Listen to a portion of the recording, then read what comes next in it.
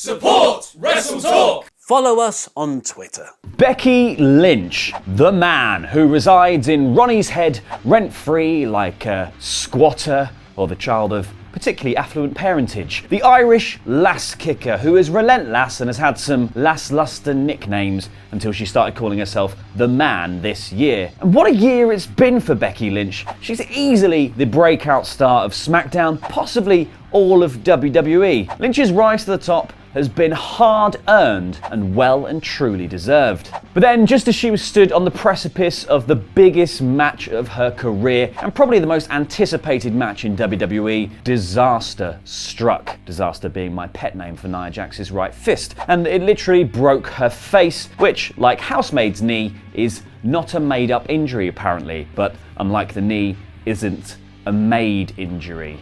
Different spellings. Works better on the auto cue.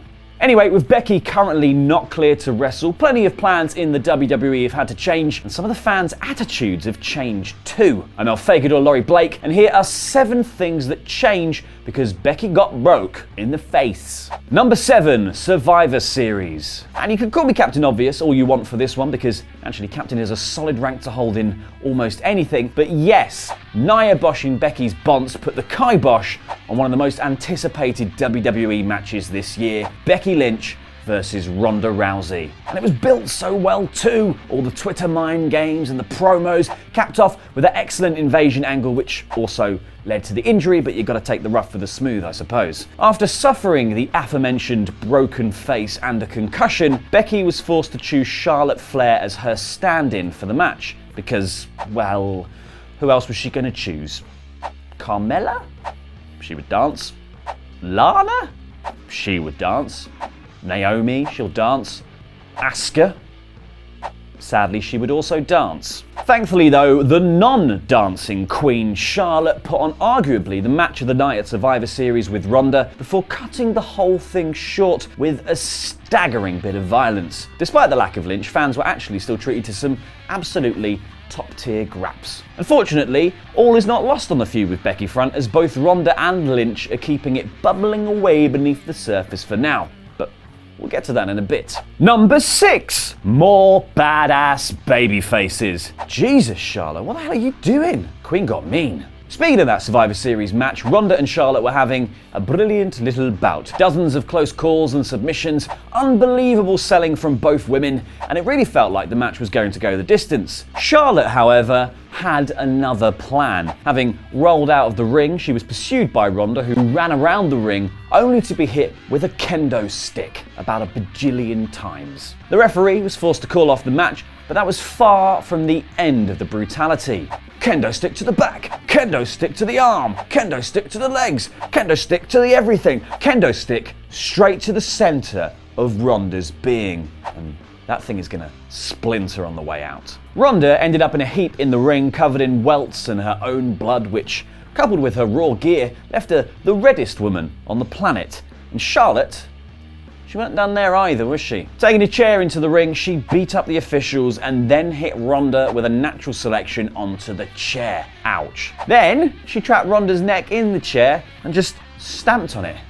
Mega ouch. But according to WWE, this somehow was not a heel turn. I did it for the Becky, said Charlotte in her best Rikishi impression, before beating up the heel team of the Iconics. This seems to suggest that WWE are heading in a badass babyface direction with Flair. But it worked for both Becky and Ronda, so I guess why not just chuck Chazza into the mix as well? I mean, soon we'll just be seeing Dana Brooke hitting Alicia Fox over the head with a book. That is some knowledge, bitch! And Lana just, well, I don't know, taking a baseball bat to Naomi. There is nothing wrong with a badass babyface, of course, but when it was such an obvious heel turn, maybe we should have just stuck with that. Number 5, Ronda being booed. If you would like an audible aid to show you just how over Becky Lynch is, well then you could just go back and watch Charlotte versus Ronda again and have a little listen to the crowd. They are all chanting for Becky. She wasn't even at ringside. There was no one even out there drumming up support for her or goading the crowd into it. She's just that well loved. Not only that, Ronda also heard a noise that she has not heard since first appearing at the Royal Rumble back in January of this year. Booing. People booed Ronda friggin' Rousey. Despite the fact that she was completely decimated by Charlotte Flair with all kinds of weapons and in increasingly sick and twisted ways, it was Ronda who was booed as she tried to leave the arena. And then conversely, Charlotte Flair got cheers and chants of "Thank you, Charlotte," as she laid waste to Rousey. It could be argued here that fans were just being contrary to WWE's booking again. You know, let's cheer the heel, that'll mess him up, that kind of thing. But I think this could be more a testament to just how over Becky Lynch is. People wanted her to be in the match and win it so bad that they were willing to cheer her proxy regardless of her actions and regardless of who she's in there with. Ronda Rousey, cheer central. I mean, it could also have something to do with this being the penultimate match on a Survivor Series that looked like it was going to be a clean sweep for Raw. Spoiler, it was. So maybe SmackDown was just getting a bit of the love from the fans because it doesn't get it from its parents' company. Number 4, Ronda turning heel. With the fan reaction so visceral towards Rousey at Survivor Series, this could be the beginning of a heel turn for Ronnie. Because if the crowd continued to be so toxic towards her, it could be a lot of fun for her to lean into that. It's also kind of easily done too, with the aftermath of the Flair beatdown causing a character change for Ronda. Someone so revered by the wrestling community has been cut down to size with a kendo stick, and for the first time since she started with the company, she actually looked pretty weak. And that's not to say that being whacked with a big old stick doesn't hurt, but, you know, Ronda looked genuinely vulnerable at the end there. So could this be setting up a more permanently angry-faced Rousey? Because that would be the perfect setup. Stop all the smiley entrances, stop her feuding with all the heels, and just let her destroy every single woman on the roster. And don't just let her win, let her hold the armbar after her opponent has tapped, and let her attack her opponent after the match is finished. After what Charlotte did to her, she has the right to be very angry. And so WWE should probably make the most of that. Because there's almost nothing Becky could do at this moment in time to get herself booed.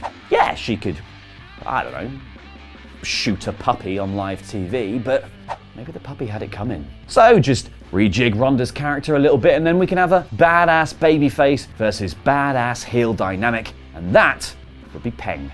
Number 3, WrestleMania main event. With Survivor Series out of the way and the Rumble trundling ever closer, it's time to start thinking about WrestleMania 35. And in the run-up to the biggest show of 2019, there has been lots of talk about a women's match main eventing the show. If you've been paying attention to the gossip, like the curtain-twitching internet wrestling fans that we all are, then you will know that there was plenty of talk of Ronda Rousey taking on Charlotte Flair at WrestleMania 35. Well, we just got that match, didn't we? Which means that Becky's injury is actually pretty timely, because Dave Meltzer has reported in the Wrestling Observer newsletter that Becky Lynch versus Ronda Rousey might be in line to headline the show now. It's not like WWE can ignore how over Becky is right about now, and the fact that her injury stopped the anticipated match from happening has actually kind of weirdly only built more hype for it in a way. So now we get to kind of sit and wait 5 months and enjoy the delicious, delicious build. It's also been reported that Vince McMahon himself spoke to Ronda and they both agreed that the match between her and Lynch could only take place on the grandest